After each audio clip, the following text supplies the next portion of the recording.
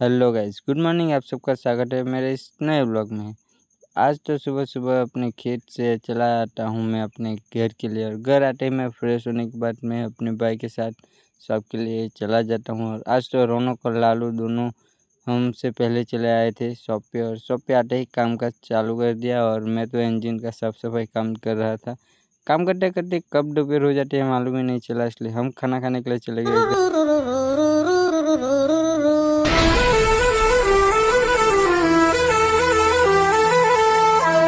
घर खाना खाने के बाद वापस हम शॉप के लिए चले गए, और शॉप पे आते ही हम काम करने के लिए लग गए। बहुत ही सारा काम था, और काम करते करते कब शाम हो गई मालूम ही नहीं चला, इसलिए मैं तो सर भाई के साथ अपने फ्रेंड के यहाँ चला गया। फिर मैं वापस अपने शॉप पे आ गया था। और हाँ गाइस, आज ना बहुत ही काम था, इसलिए मैं ज़्यादा शूट नहीं कर पाया। तो आज के लिए इतना ही, मिलते हैं हम नेक्स्ट व्लॉग में। अगर आज का व्लॉग पसंद आए तो लाइक कमेंट एंड शेयर कर देना, और हाँ फॉलो करना भूलना मत गाइस।